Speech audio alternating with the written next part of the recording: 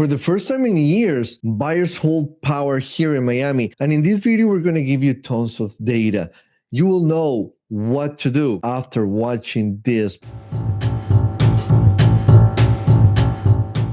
Well, Andres, the sales in Miami-Dade County dropped 16% in the mid of the 2025. Yeah. The Miami Association of Realtors report these numbers directly.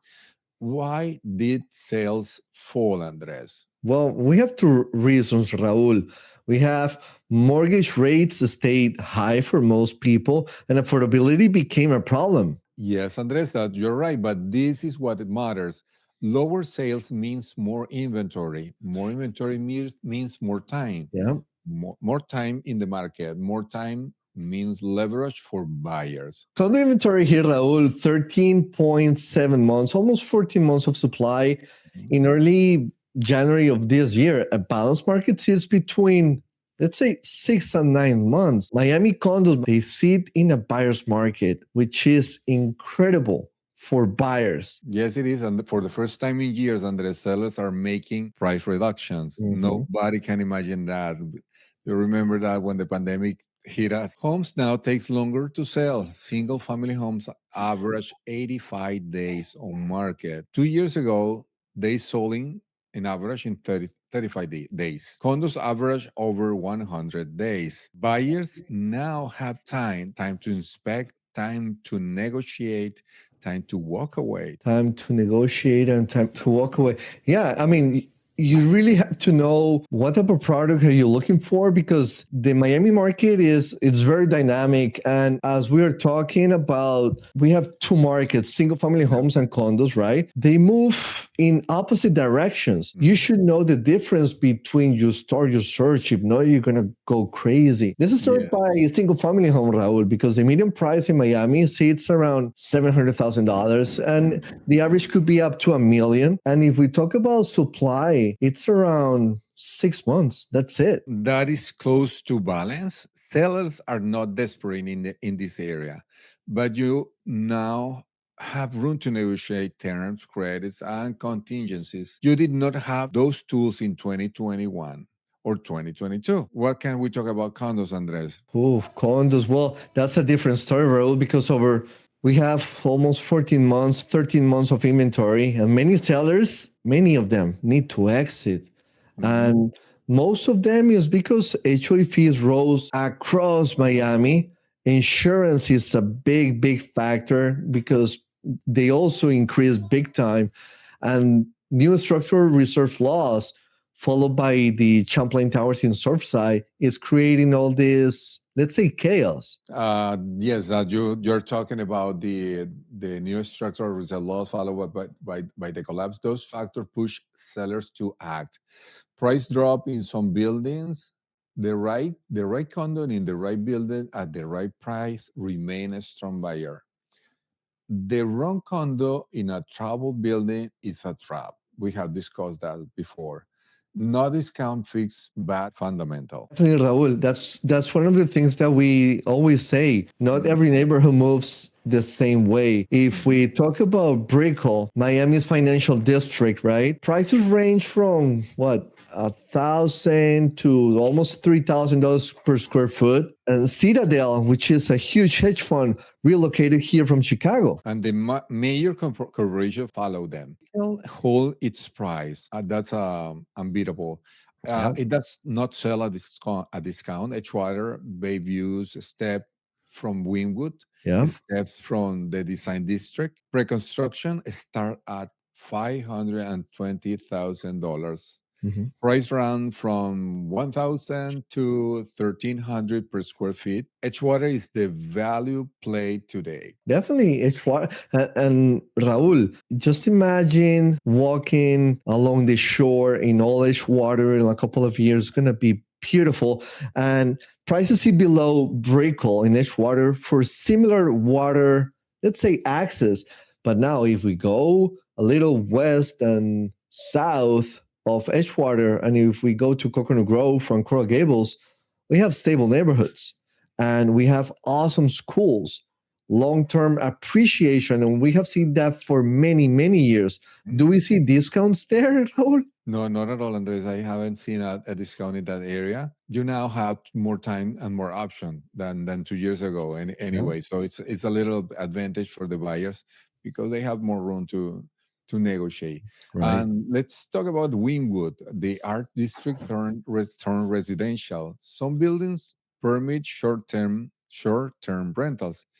Pre-construction in that area starts at $540,000. Good Mhm. entry point for investors. It Sorry. is a great entry point, like you say, Raul. Yeah. Great entry point. If we go to, let's go to Miami Shores and North Mhm. Miami. What are you seeing there? More inventory in that area, more days on market, more room to negotiate, Yeah. and the single family homes at lower points, Andres. Yeah. So if let's talk about the steps because that's one of the key items here. How to buy a smart. Step number Mhm. one. We have talked about this many, many times. Get pre-approved before you even start searching online. Miami Yeah. has a 37% to 40% cash sales rate. Just Wow. think about that number, Raul, because cash buyers, they don't need banks. Your pre-approval letters signal sellers you are serious. You Yeah. don't go to shopping around to see what property likes you. Go first to pre-qualification.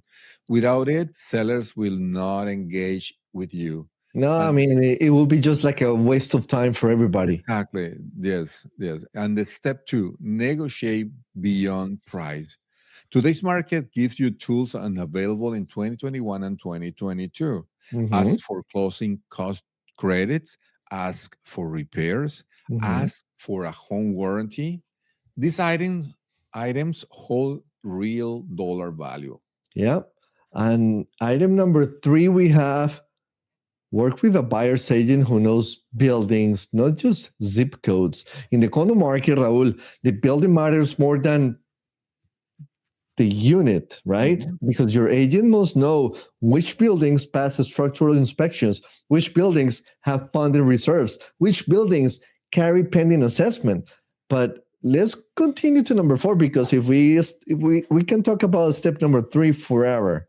Yeah, it's a wide uh, spectrum of the Of to get a issues. good deal. Yes. And step number four, ask about buyer rebate. Mm, Florida wow. law allow agents to return part of their commission to you.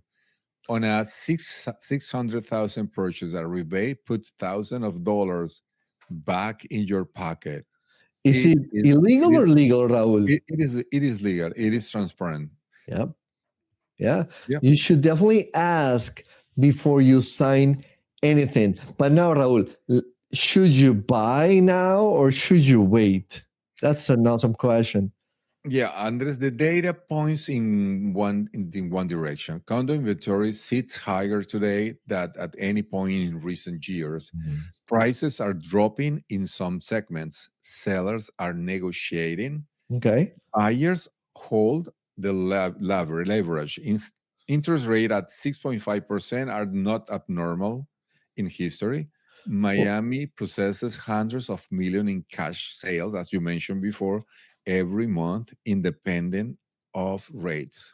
well, Raul, but one question could be what changes this window of opportunity? And perhaps it's three things. Mhm. Number one, inventory is getting absorbed very, very quickly. Number two, rents keep dropping a little further, right? Number three, more international capital is flowing in Miami daily, Raul. It Mhm. happens by the hour. And any of these shifts, any of these items shift the market back towards sellers.